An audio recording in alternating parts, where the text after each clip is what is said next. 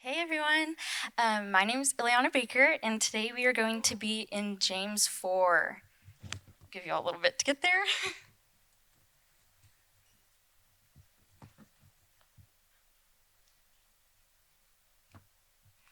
All right.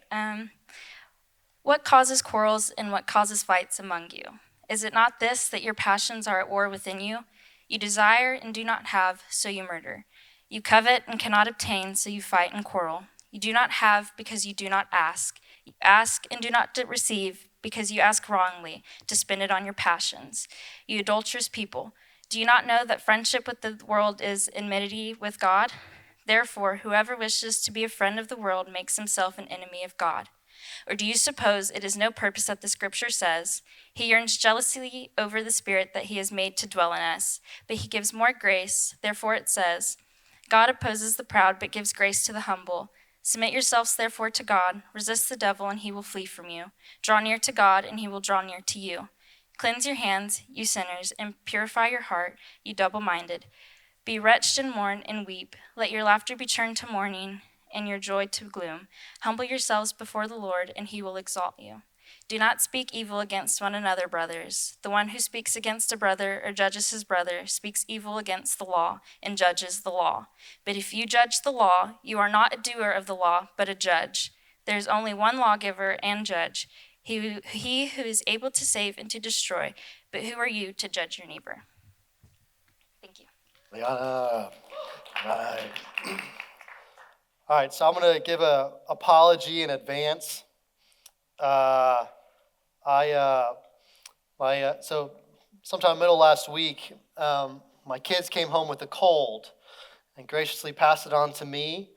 And while all my other symptoms are gone, I have this really unfortunate situation that happens around this time of night where my throat gets that little tickle in it. And it's always made worse by talking. So obviously this is not an ideal situation. And I had planned even on bringing up water to kind of help with said situation should it occur, but it's currently sitting back there. So that's out, and we'll just kind of roll with it. So if there's more coughing and weird sounds that happen, man, I apologize in advance. And if this is your first time, I promise I don't have a problem. This is not what always happens to me.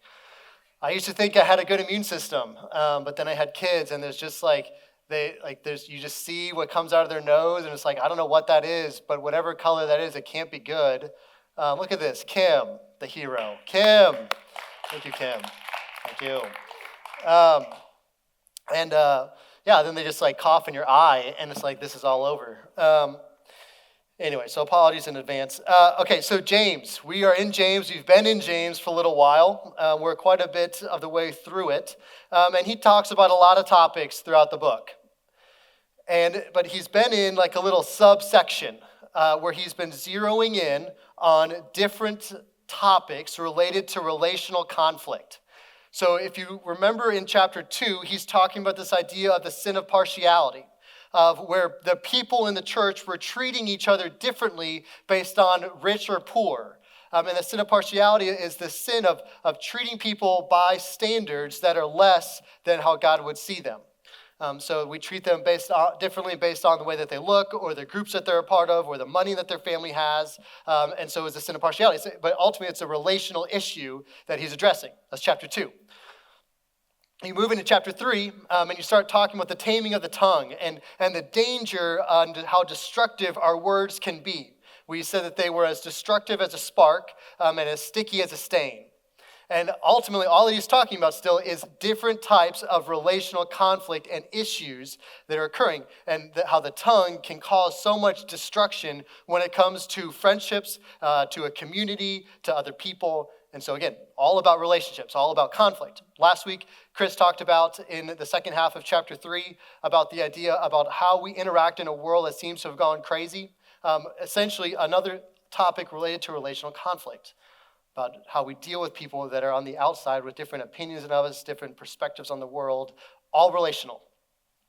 Now, the thing that James has done is that all along the way, as he's been dealing with relationships, he's dripped little pieces of how you deal with that type of conflict, how you deal with that type of issue. He's dripped these little solutions along the way, but if you look at the passages again, it's shockingly absent of application. It's shockingly absent of solutions. He just spends 2 chapters talking about the symptoms of the problem and the way it shows up in our world and it shows up in our community. But that is until you get to chapter 4. It's in chapter 4 where he rounds out talking about community, and he finally gets to the root of the issue and the remedy for the problem. Okay, so when you look at chapter 4, verses 1 through 12, where he's going to give a short summary of the problem again. So you're going to see the problem, then you're going to see the root of the issue, then you're going to see the remedy that he gives. Not just the remedy for what he's talking about in this chapter, but it's the remedy for all of the relational stuff that he's talked about in the 2 chapters leading up to it. This is his big moment where he reveals the secret to relational health and success. Okay, so he starts, as Ileana read, in chapter 1, or in verse 1, with a question, where he says, what quarrels, or what causes quarrels, and what causes fights among you? And again, this question, he's using this as like a bridge from the previous section talking about relationships into talking about the root and the remedy. But I think this question is worthwhile to pause on, because it's one that we don't really ever ask ourselves. I don't know if you want to claim me as part of your generation. You probably don't, because you think I'm old as dirt, and that's okay. But I'm going to use this opportunity. I'm going to leverage the perspective that comes from my slightly more advanced age than you. I'm going to leverage that perspective here a little bit as I talk about this. Because I've seen the destruction that comes when we never ask the question of what causes the quarrels and the fights among us. What causes that in our lives? I've seen the destruction that results when we don't deal with that question. Because, believe it or not, at one point in time I was in college. Those days have passed. I've realized I'm like 15 years older than like a college freshman at this point. It's embarrassing. But what I've realized is that in college, how easy it is to run from fights and quarrels. How easy it is to run from conflicts. And the problem is that you can get away with it when you're in college, right? You don't like your church anymore, something happened, how easy it is to go to another one. Half your friends probably go there anyway. Or it sucks to lose some friends if you have some type of disagreement. That's painful, that's hard, but you live in a place with like 10,000 people that are all your age and all open to other relationships. So it's relatively easy to make the jump. Or you're dating someone and something doesn't turn out well, and you break up, and that sucks and that's hard, but there's ultimately little consequences that result from it. It's easy to run from conflict, and the problem is that when people who have run from conflict most of their life and never dealt with the question of what is actually causing these fights, when they get into my age and they still have the same technique for dealing with conflict, the consequences are so much more vast and destructive. And so now is the time to figure out the solution, to figure out the answer to this question that James is posing of what is causing these quarrels in your life and what might the remedy be to actually solve them instead of run from them. Right? I'm trying to figure out which examples to talk about related to this. But you'll go through this season in your 20s. There's like a couple years in there where it just seems like pretty much everybody's getting married. You can ask Savannah. I feel like she's used all of her PTO the last 2 years on weddings. And so it's just like every other weekend's a wedding. You're like a connoisseur of weddings at that point in time. You're like, man, like this is the best food I've ever had at a wedding. This is the best dance I've ever had at a wedding. These are the best drinks I've had. You just like have like this vast knowledge of weddings. It's ridiculous. Everyone seems like they're getting married. That's what 20s is about. It's great. It's fun. It's exciting. You spend it going to parties. And then in your 30s, that's when people start to get divorced. And it's a whole lot less fun because way messier and honestly way more sad. Right? I'm going to say these examples and they're going to sound like it's generic, but it's not generic. I'm just trying to obviously protect them because I don't want to call them out on stage, but you wouldn't know them anyway.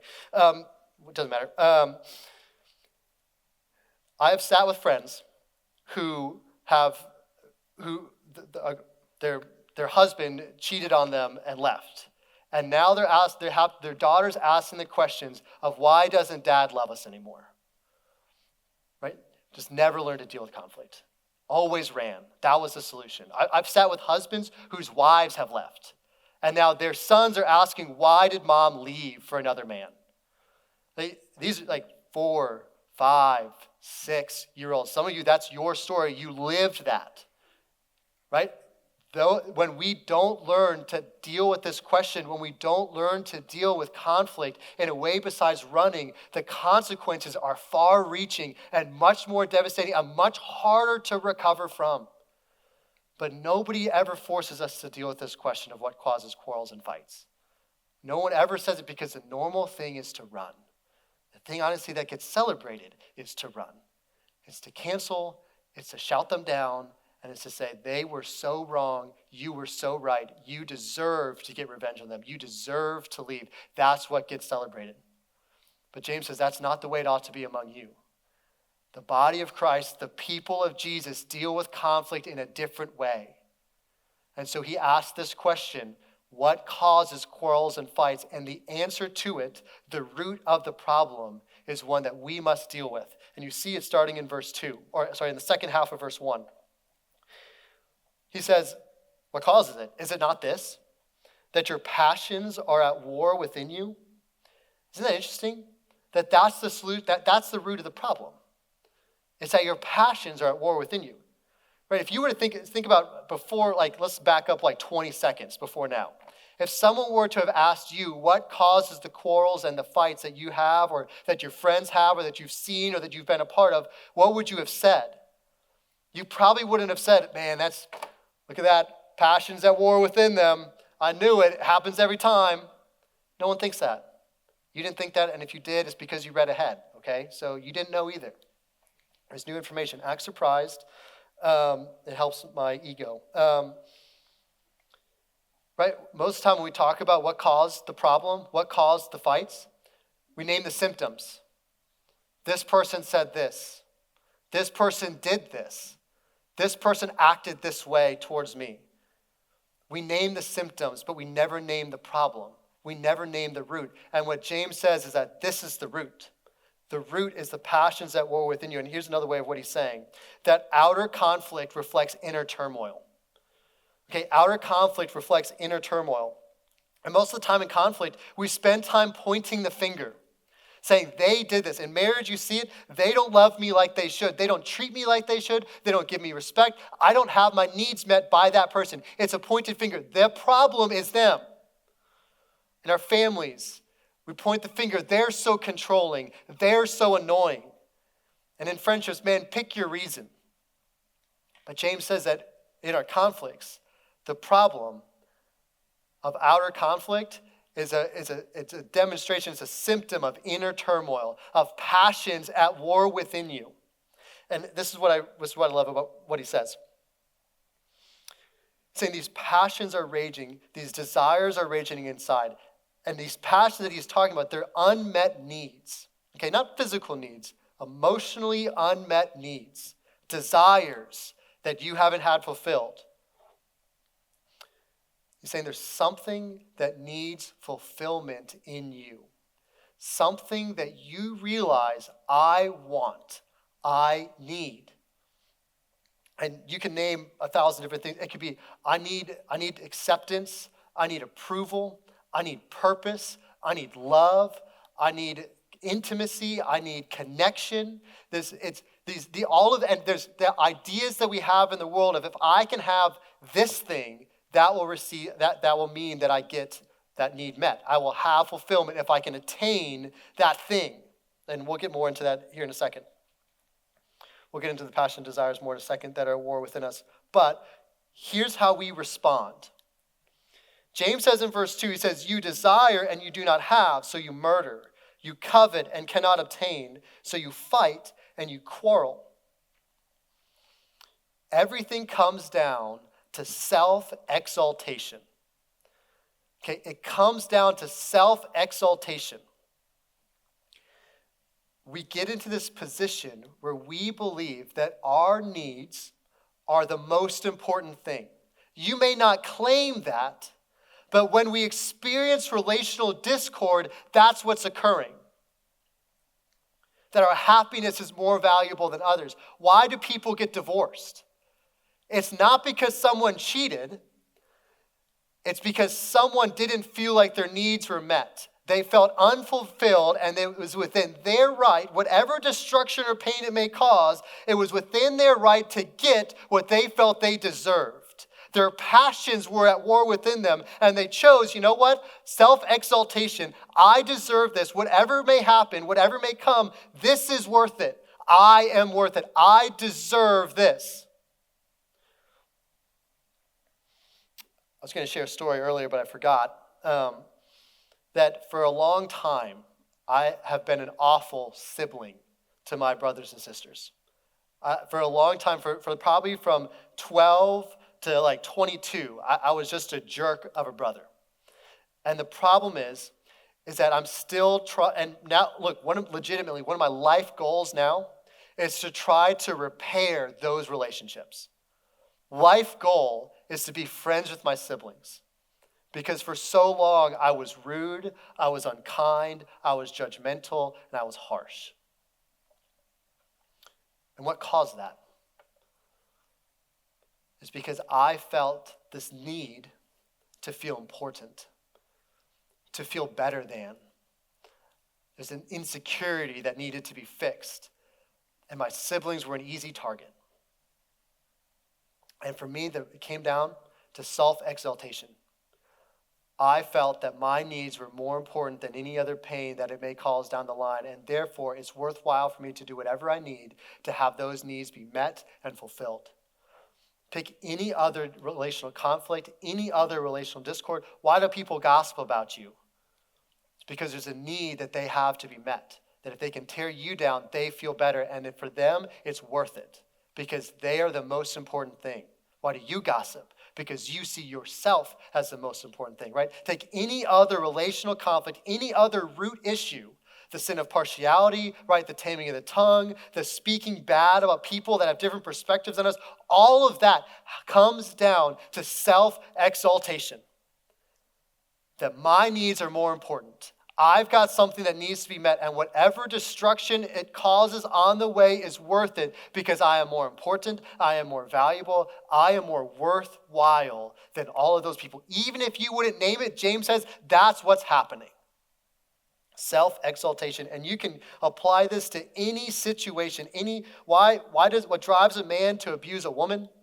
What drives a father to abuse his kids, a criminal to run a phone scam that scams the elderly out of their retirement account, an African warlord to place millions of people and passionately murder innocent people? All of it comes down to self-exaltation. I have a need that is not met. And if I can step on you to get that, then it's worth it to me.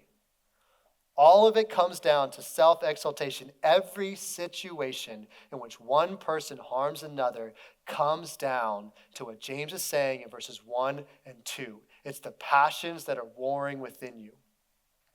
And then he kind of makes this hard pivot. It seems like it, at least, in the second half of verse 2. He's talking about how these passions are at war within you. You're coveting and murdering, all that stuff. And he says, you do not have because you do not ask. Say, James, buddy, that's like, you're like middle of verse right now. But that's seems like a hard right we just took, talking about asking in prayer all of a sudden.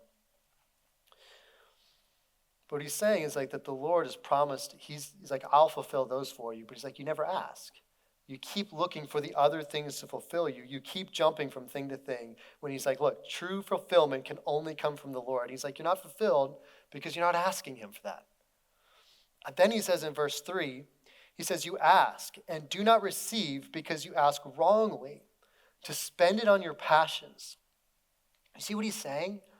It's kind of strange. He's like, you ask and you don't receive. Like you're asking for something, you're praying for something, but you're not receiving it because you ask wrongly to spend it on your passions. In a way, he's saying that there's a wrong way to pray. I'll get into that. Let me ask you this question to kind of get at what James is talking about. Is it possible that your prayers are simply the mechanism through which you launder your idolatry? Is it possible that your prayers are simply the mechanism through which you launder your idolatry? So I know that laundering things may not be you may not know what it means. Maybe you do. Anyway, so here's something to explain it.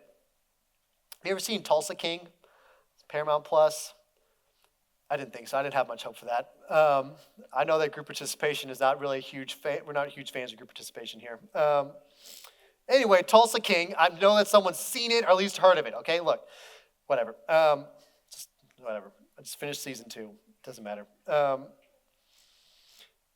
Tulsa King, to explain it in a nutshell, since everyone here is ignorant. It's about a mobster who moves from New York City to Tulsa. And starts to set up a criminal organization. Sylvester Stallone, the world's most rigid actor, is like the lead guy in there. He's like, can't play anything, but a mobster is probably the one thing he does well. And he follows the typical blueprint of a criminal organization, right? They get money through illicit means, illegal means, and they also start at the same time legitimate businesses to funnel the money through it so that it looks like all the money that they have came from a legitimate place, right? It's taking dirty money and making it clean, right? Laundering it, get that? Laundering, like laundry, laundering dirty money and making it clean. I know we haven't seen Tulsa King, but we are tracking now. It makes sense. Sometimes our prayers are the means through which we launder our idolatry. Money, right, is not bad, right? It wasn't wrong for Sylvester Stallone and any mobster to make money. That's not the problem, right? It's not evil. It wasn't something wrong that they did. It wasn't wrong for them to start a business. None of those things were wrong. The problem was the means through which they wanted to obtain it. The means that they wanted to obtain it was illegal. It was illicit. That's what was wrong. You and I have desires that are good. Love, right? Peace, fulfillment, purpose. Those are good desires, right? The problem is that we want to start to try to attain them through illicit, illegal means. We're not talking about obtaining love through strip clubs and pornography. We're not talking about fulfillment and purpose by I don't know, robbing people. Who does? I don't know. I ran out of examples. But we take these things that are good desires and we say, you know what? You know what's going to get me love? The ultimate hope that I have for love? Marriage. Ultimate hope I have for love? Having kids one day. Good desire, but an illicit means. Right? Because God's like, look, I'm going to fulfill that for you. That comes from me. I provide those things. And you're like, no, God, I'm going to get it through this way. Good desire, bad process, bad means of getting it. Or, hey, God, I'm hungry I want peace and I want approval. Those things are good desires. But you know what, God? I'm not really looking for it from you, but I'm looking for it from people's opinion of me, or I'm looking for it from success at my career or in my grades or what my parents say. I'm looking for this good thing through illicit means. Now, we try to, and the thing is that we launder that idolatry through our prayers sometimes. Not always, but sometimes.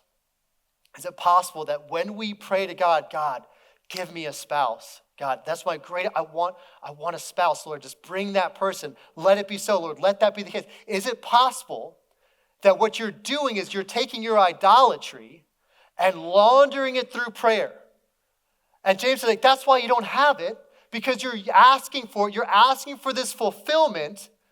And you're saying it, you're asking for it, but you're spending it on your passions. You're spending it on these illicit idolatry things that were never meant to be the case. God's like, I want to fulfill that for you, but like, God, hold on, I'm going to have it through this means. And James is like, that's why you don't have it.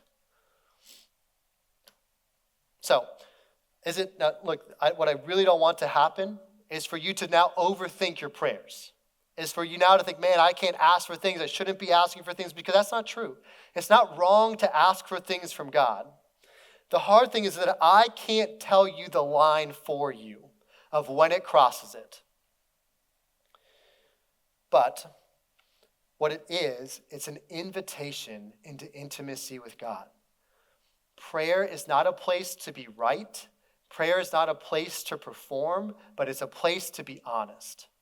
And so when we recognize, hey, this is the thing that I pray about, this is the thing that I think a lot about, this is the thing that my mind naturally drifts to, what that is an invitation to process that with God. Lord, why is this a thing for me? Why does this show up so much for me? Why is this such a draw on my heart and on my life? Prayer is not a place to be right or perform, but it's a place to be honest. And what James is talking about is an invitation into honest reflection and prayer with God. So we're going to skip a couple verses in 4 and 5 just for the sake of time. He rounds out the root of the problem in verse 4. Calls us an idolatrous people, asking God to give us a thing that we love because we mean to replace him with it, all that stuff. And then in verse 6 through 10, he gets into the remedy. He finally gets into it. The secret of relational success, the way to walk out of all of this stuff. He finally gets to the remedy. Across 2 chapters, he's finally arrived. And it comes down to this. This is his secret. It's verse 7. Submit yourselves, therefore, to God. That's his secret. Right in the beginning, 5 words. Submit yourselves, therefore, to God. Everything from verse 6 to verse 10, everything else outside of those 5 words just expounds on verse 7. Everything else supports the idea of submit yourselves, therefore, to God. You want to know the secret to conflict? You want to know the secret to relational success? You want to know the secret to walking through conflict instead of running from it? Say, submit yourselves to God. And he explains what he means. So, he's going to give a couple explanations, I think it's 4 things. Then he's going to give 2 promises. Right? Yeah, 2 promises. So, what he means by submit yourselves to God. First, you see, second half, he says, resist the devil and he will flee from you. To submit yourselves to God means to resist the devil. Okay, that's the first thing. To submit yourselves to God means to resist the devil. It's not an accident that they come right after each other. That he rolls right from submit yourselves to God into resisting the devil, because he's saying, look, you're going to submit to one or the other. You're going to pick one. Either you're submitting yourselves to God or you're submitting yourself to the devil. It's not a spectrum that you exist somewhere along the way, but you're picking one of those 2 things. It's one or the other. He's like, look, you guys have this idea in your minds that sin is not a big deal. That you can play with it, that you can let it hang around, that you can let the little bit of bitterness stay in there. We can give God some of our life, but keep this other part. We might not be saying the gossip, but we're definitely not stopping the gossip. We have this way of letting it kind of hang out around us, of wondering, man, God, how far can I go until it's sin? How close to line can I go without falling over the edge? And James is saying, look, you cannot tolerate it in your life. Resist it, fight it, don't tolerate it, because I don't know if you recognize this. You have an enemy whose goal it is to get you to doubt, deny, disregard, and disobey the word of God. You have an enemy, and look, that's not just his goal, but he's had 5,000 years of practice to refine the crafts and techniques that he uses to get you to do that. Right? He practiced his spiritual internship was tempting Adam and Moses and Abraham and David and Jesus. That's where he cut his teeth on, right? That's like the entry level that he walked in on. And so now when he gets to you and me, it's like the NFL lineman dropping down to middle school B team football. Like you don't have a chance. So he's saying, don't play around with it, resist it, fight it, run away from it as far as you can. No longer let it hang around. No longer say, God, you can have 98%. I'm going to keep the 2%. He's like, don't have the 2%. Cut it all out. It's the only chance you have. Remove it all. Hebrews 12:4 says, you have not resisted sin yet to the point of shedding blood. Saying that's the ferocity with which you ought to fight. If you're going to submit yourselves to God, that's the ferocity with which you ought to fight the passions of your idolatry. Because if you let them hang around just a little bit, your adversary, Satan, the devil, your enemy, the one that's had 5,000 years of practice, that's all he needs to get into your heart. That's all he needs. So don't keep the 2%. Don't let it stay there. Figure out what it is and cut it out. He says resist. Don't entertain it. Don't excuse it. Then he says, I think it's in verse 8, he says, draw near to God. Again, we talked about this idea of honesty in prayer. So I'm not going to belabor the point, but he's like, look, if you're going to submit to God, resist Satan, draw near to God. Come to him in prayer. Process our passions. Process the things that we're thinking about. It's a place for honesty, not to be right, not to be perfect, not to perform. It's a place to talk and process and be with. So he's saying, draw near to God. Go the opposite direction. Then he says, cleanse yourself.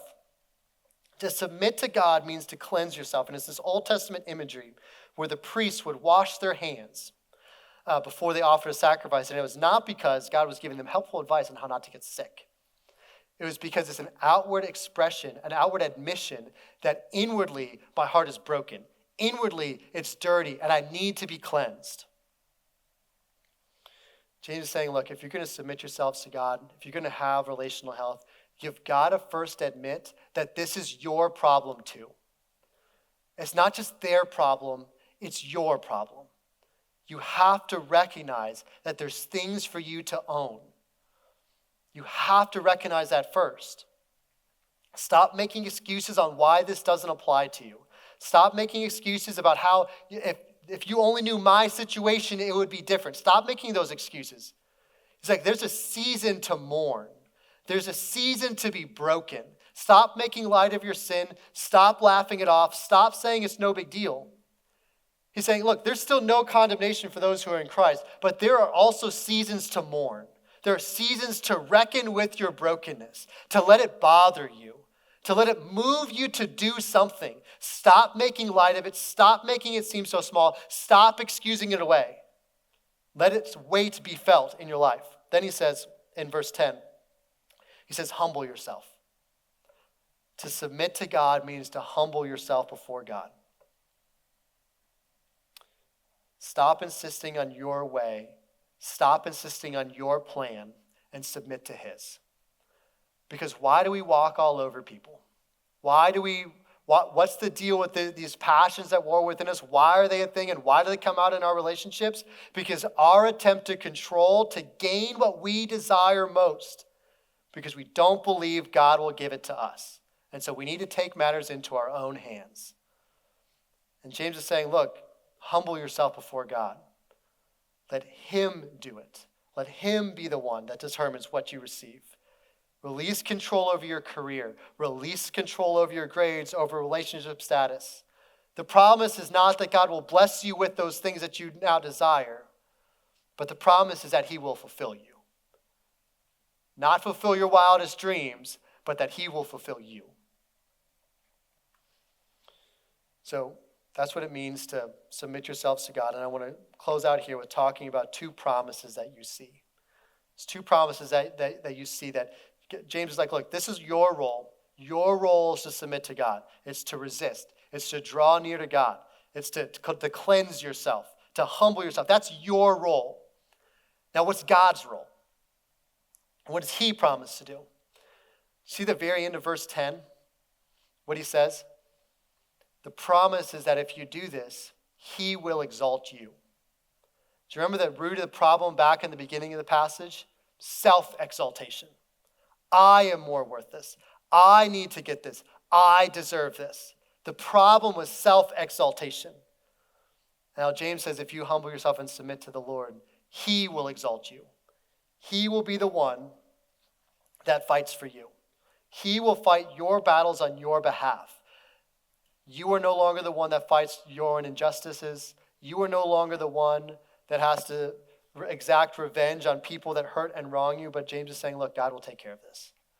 God is now the one that promises to fight for you. And not only that, God is the one who promises to meet your needs. That when you think I need to exalt myself to get what I need, to get what I deserve, to get with that thing that I so desire, James says, if you submit yourself to the Lord, he will fulfill and meet that need in you. It may not look the way that you expect. It may not look the way that you want, but he will meet that need. This is the last promise, the last thing that I'll say is that when we draw near to God, he promises that he draws near to us, right? It says, God says, hey, draw near to me, and he also returns the promise that I will draw near to you. James is really careful multiple different times in here to yes, he is speaking harshly, but he's also very careful to make sure that we are aware that God has more mercy than you have mess. He has more grace than you have sin. There's a story about the prodigal son. It's a metaphor, a parable for a relationship between us and God. We're meant to see ourselves as the son who runs away. And we're meant to see God as the father through which the son leaves. And the way that the story goes is that the son goes off on his own path. He's got a desire. He's like, look, this is what I need. The good life for me is if I just have some money, I can go and party, I can go and drink, I can go and have women, I can have all of that. That's the solution for me.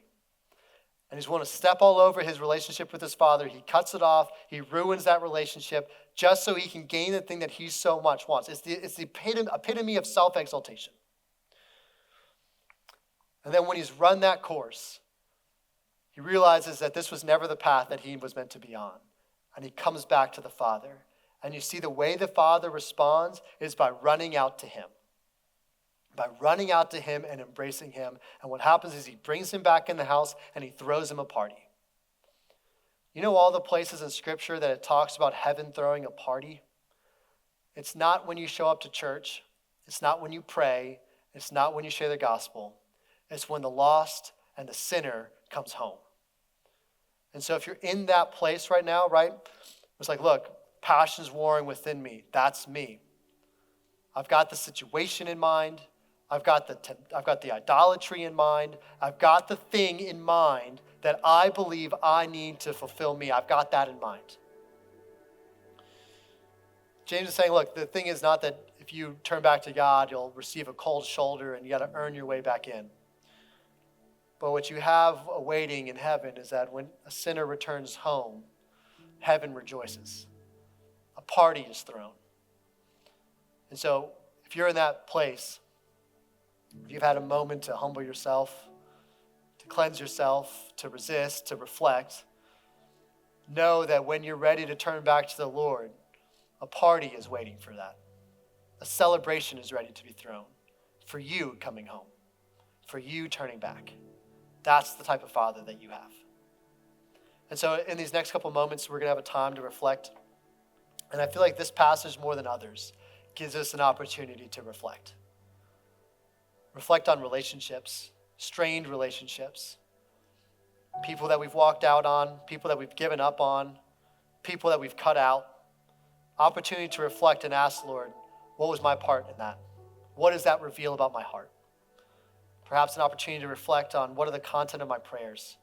What are the things that I believe will fulfill me the most? What are the things that I desire most, that I need most? Lord, what is that? What's that thing that keeps showing up? The thing that my mind drifts to when I'm bored sitting here? What does my mind drift to? What's the deal with that? It's an opportunity to reflect and ask the Lord. And then an opportunity to return back to him, to run back to the Father and say, Lord, true life is found in you. I want to recommit myself to that. I want to walk out of these old ways. I want to walk back into yours. I want to come home. So take a couple moments, reflect on that, and then we'll worship again together.